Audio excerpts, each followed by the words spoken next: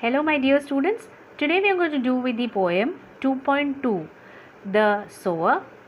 The Sower is a translation of Victor Hugo's poems. This poem is translated by Torulata Datta. Torulata is popularly known as Toru, and she has written many verses in English and French. Okay, so this poem, The Sower, is about a farmer who is sowing his seeds. Now let us try to understand this poem in detail. I am referring to page 72 of the textbook. The Sower.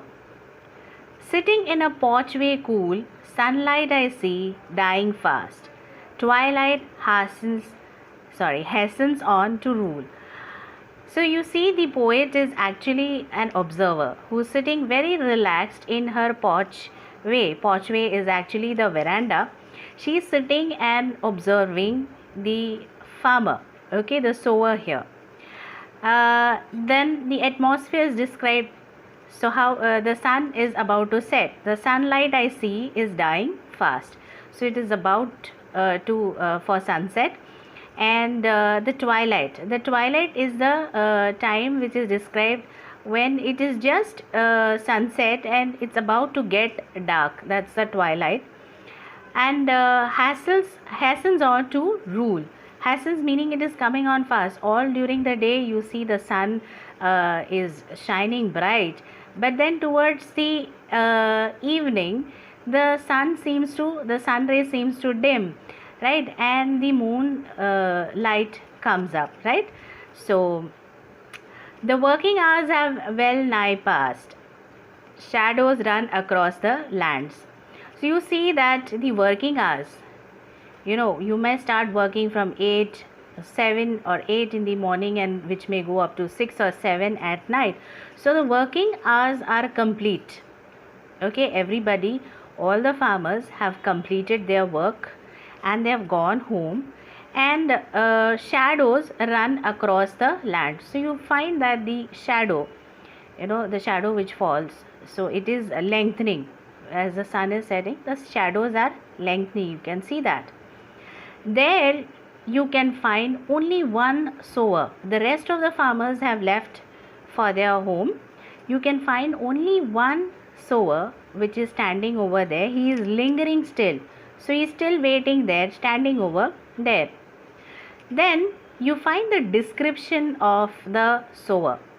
Okay, how is his appearance? What is he wearing? Okay, old in rags he patient stands. Looking on I feel a thrill. So now when the poet observes the sower, how is he? He is old. He is quite old in age, and he is in rags. So he is wearing pretty old clothes, maybe torn, because poor farmer, right? And he is standing very patiently out there, looking on to the field and observing the sower, the farmer over here. The poet feels a kind of excitement. He is quite thrilled. I don't know what is there, but something in his appearance has caused this excitement. Black and high. Again, how is he? Maybe his appearance, that's black, and he stands quite tall, and his silhouette. So since the poet is observing him from a distance, he cannot see him properly, right. He has just seen his figure, his outline of his body. He doesn't see his face quite clear. Dominates the furrows deep. So the furrows, the field is quite plowed, and you can see the channel being made. So as it is plowed, the entire field is plowed, and this figure of the sower looks so high because it is night time. The shadows are looking quite tall. He is looking quite tall. That is quite deeper than the furrows, the channel which is dug.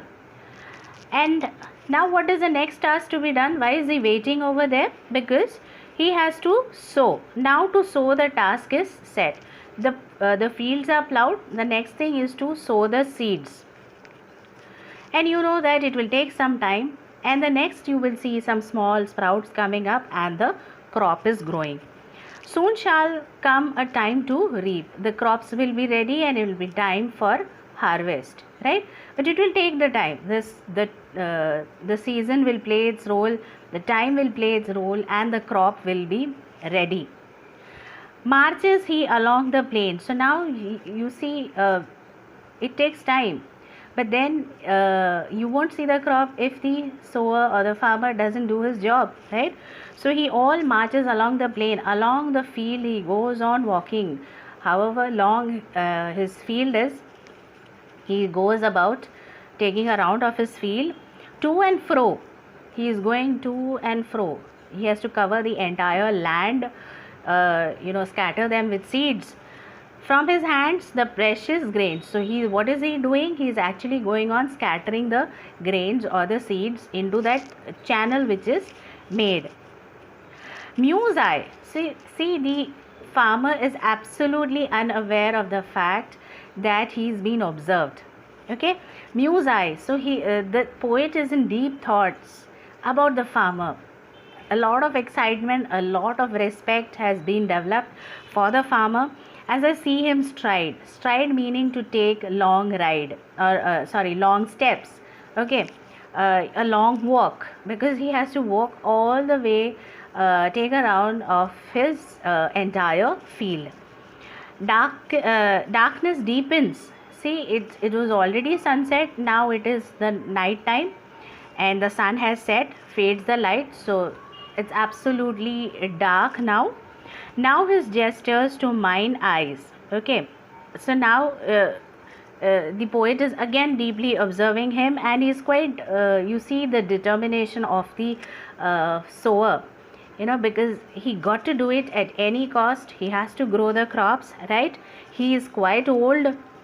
Okay, he has no other support. He is all by himself. Our August. So now he is observing him, and there is a different kind of feel involved here.